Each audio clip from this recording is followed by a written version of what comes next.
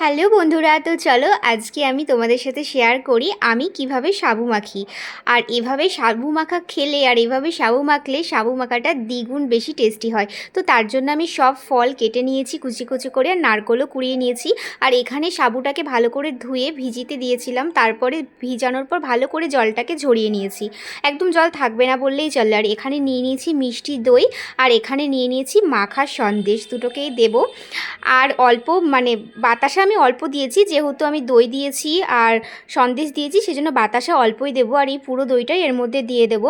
আর এখানে না আমি লিকুইড দুধ ইউজ করিনি, কারণ লিকুইড দুধ ইউজ করলে অনেকটা ঝোল হয়ে যায়, কেমন জল জল হয়ে যায়। তো সেই জন্য গুঁড়ো দুধ ইউজ করেছি। এখানে আমি 2 মুঠোর বেশি গুঁড়ো দুধ দিয়েছি। তো তারপরে এখানে কেটে রাখা সব ফল আর নারকেলগুলো দিয়ে এখন ভালো করে এটাকে হাতের সাহায্যে মেখে নিতে হবে। তো এর মধ্যে না একটু জল নেই জন্য এটা পুরো চাল মাখার মতন দেখতে হয়।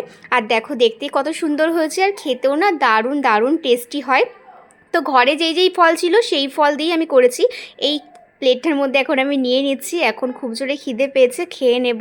আর এই সাবু মাখাটা সত্যি খেতে খুবই সুন্দর হয়। আর ওই লিকুইড দুধ দিয়ে করলে না কেমন জল জল লাগে, আমার খেতে ভালো লাগে না। তো এভাবে একবার সাবু মাখতে পারো তোমরা কেউ চাইলে, খুব সুন্দর লাগে সাবু মাখাটা। বিশেষ করে যেহেতু লিকুইড দুধের বদলে গুঁড়ো দুধ দেওয়া হয় সেই জন্য স্বাদটা আরও অন্য রকমের হয়। আর এই কাটা ফলগুলো দেওয়ার জন্য তো আরোই বেশি টেস্টি লাগে। তো চলো টাটা।